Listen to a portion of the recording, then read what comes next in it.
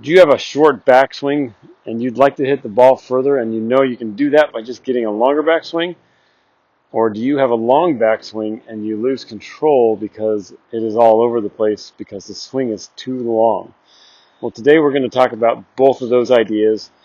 We're going to give you kind of the goal of where we want you to get to. We're going to help those people who have short backswings who want to get it longer, give you some ideas on how to fix that. And we're going to give some ideas on those folks who tend to have too long of a backswing, how they can shorten it up, tighten up their swing so they can hit a little bit more consistent, probably without losing distance. So if you're brand new to our channel, make sure you subscribe, hit the bell button. That's way more people will be able to see this. And then, of course, questions, leave them down below. And make sure you hit that bell button because you'll see our future videos that way.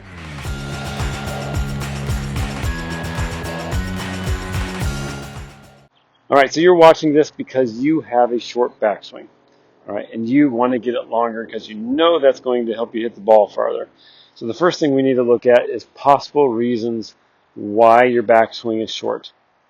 All right, so number one reason, let's say you're tight in the hips, because most people are tight in the hips.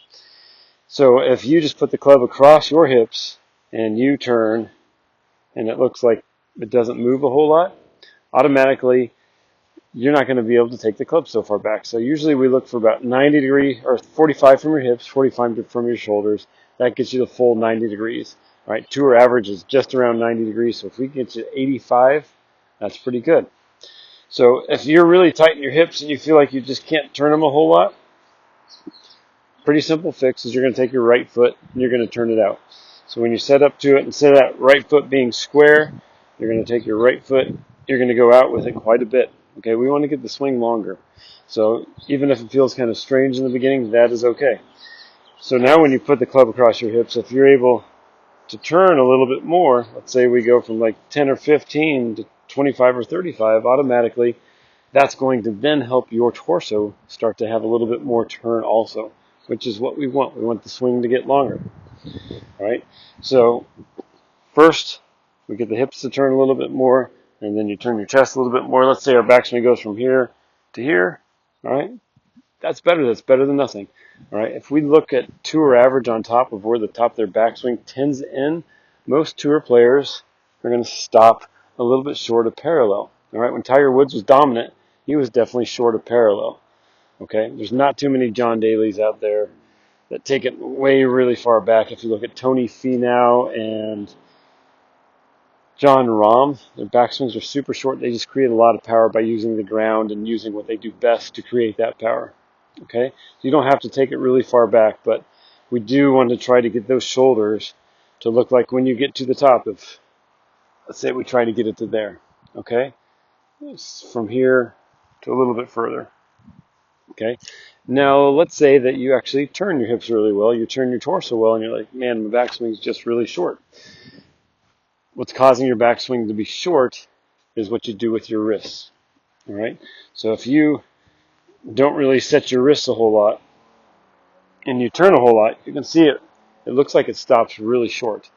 Okay, so we're looking for, and one thing you can kind of do, some people struggle with wrist strength, is if you just hold it next to you, all right, and you cock it up, all right, test it with your right and then test it with your left.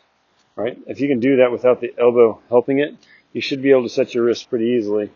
So you just need to work on, with that body turn, one of your first moves needs to be you starting to kind of set the wrists. All right?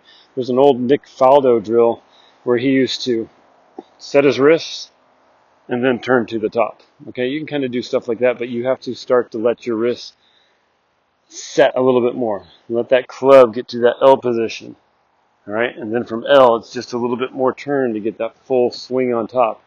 Another reason why your backswing might end up being a little bit short is it's really fast. Okay, so if you rip it back really fast and then you try to transition really fast, all right, it tends to be shorter that way.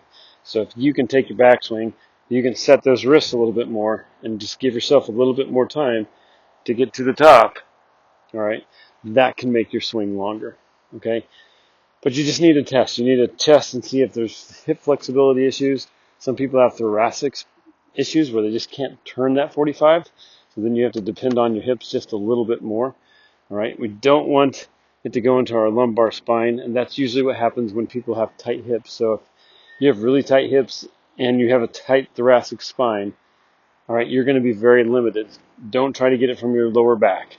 Lower back is why golfers have so many back issues, because they have tight hips, tight thoracic spines. They're trying to get these big tour turns, which their body physically is not able to let them do that. Okay, so those are some ideas on why your backswing might be short and how to get a little bit longer. Now we're going to talk about why your backswing is so long. Okay, so you have a long backswing. This tends to be maybe with more flexible people or people who tend to cheat to get the backswing longer. All right. Number one cheat for people who have a long backswing is right arm bends a lot and left arm bends. Okay. So they get it all the way back there. They got all that bend, but then they're toast. Okay. Then they've got too many angles in their swing, and it's hard to find a repetitive bottom of their swing once you have too many little axis points that you're trying to swing around. You're basically taking a pendulum and then you're messing it all up. Okay? So that is a big one because people are really trying to get to the top swing, so this left arm bends. All right, automatically, if I take that left arm from that position with the shoulder turn and everything and I straighten it out, it shortens up. So that's a very simple fix. The other issue that I see a lot of players make to get that, who have that long backswing, is they have excessive wrist set. So they get to the top, they might keep all the right angles, but they really set their wrists a lot. All right, and then that's when we start to see the grip start to come off, and you've lost control of the club head, and you squeeze it to find it, and then there's like cast move, right? So we lost it, and squeeze it, we cast, and we really struggle. Okay. The other thing that people do to get a long backswing is they lose their posture. Right? Not very many golfers on tour who have a very long backswing lose posture. All right, but we tend to lose posture. So it's much easier from a standing position, right, to turn. So of course they're trying to get the swing bigger, and so instead of staying in posture, they stand up, shoulders go flat, club goes longer, right? But then most likely it's a dive to try to find posture, to find the bottom of the swing again, which is that steep move that we really struggle with. Okay, so automatically, those are some things that you can do to try to shorten your backswing. Pay attention to how much you set your wrists. All right, we're just looking for basically 90 degrees in the swing. We see lots of parallels in the swing and lots of 90-degree angles. This is one. All right, and then it's just a little more turn to get to the top. Okay, the other one is pay attention. You're not loading up. If you're getting ready to hit a baseball, keep the left arm long as you can. Okay, if it shortens up your swing, you're not going to lose power. Most people who overswing have to make lots of manipulations at the bottom, which whenever you have to manipulate something, you have to slow down. And we don't want you to slow down in your golf swing. Okay, so just simplify it up. One thing you can do if you don't have a camera, you can find your shadow in front of you. Okay, and then you just swing to the top, and you can basically tell how far back that club goes, or you can take it back and check it. Right? Again, whenever you're trying to change something, whether make your swing longer or make it shorter, do it slowly. Right? Have somebody tell you if it looks like it's good. Tape yourself. Everybody pretty much has a phone now that tapes. Right? You can get a tripod. You can kind of rig it on your bag just so you can see it. Have somebody else tape it. Just have somebody tape it so you can see if you're doing it right. Because a lot of times we might be like, oh yeah, my swing feels really short. I'm doing good. It's not so long anymore. It might actually be the exact same. Your timing just got better for some reason that day. Okay, or it could be the opposite. Your swing feels really short, but it might be longer. Okay, I tend to struggle more on the short side because I get too quick in the backswing or I've got tight hips, so I just always have to work on trying to lengthen it. Some tools out there that can help you lengthen your golf swing. All right, I'll give you one tool that you can use to help you shorten your golf swing, but tools that you can use to lengthen your golf swing is that orange whip. All right, everybody's kind of seen that. The other thing is like a weighted golf club. I'm not sure if they make those anymore, but I'm pretty sure you can still find them probably on Amazon, eBay, anything like that. The G-force clubs, they're kind of heavier because they're so whippy, the whippy shafts. That can help you, just anything heavy to help you kind of stretch those things out just a little bit. And of course, you can stretch, of course, to give yourself more flexibility so you can turn. I'll go ahead and put on the tool that makes the swing shorter. All right, so this is called the Swing Glide. I think that's a bit more expensive version of it. This is the cheaper version. You can buy these for $3 to $10 on Amazon or eBay. I'll put a link down below for those.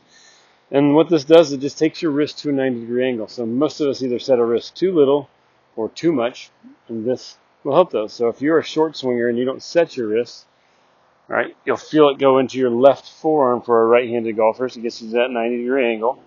All right, and you'll see, like, if you don't set it, how short your swing gets versus it travels another, like, 2 feet in your swing just if you set your wrist more. It's a very simple fix for the short swings. Long swing, all right, again, you can only take it so much, so if you feel a lot of pressure into it, you definitely know that you kind of flick your wrist way too much in your golf swing. All right, it does have to go on the left forearm. The other cool thing, this is kind of off topic, all right, if you don't set your wrists, the club tends to go inside. If you tend to set your wrist more, the club tends to go back on plane, so it can also help your golf swing, which is very cool. Cool thing to help you out, right? We always want to get our swing to feel and to look a little bit better, our path to get a little better, but all right, so Swing Glide, very simple to help you find when you get to that 90-degree angle and just to maintain it, okay? And then don't just practice with it all the time. Take it off, tape it, put it back on, tape it. Make sure that they are working together, that when you have this tool, you're like, yeah, it's perfect in my golf swing, but when you take it off, it might go completely different. So make sure you train with it and without it, and then eventually without it altogether. Thanks for watching today. Hope this little tool helps you out.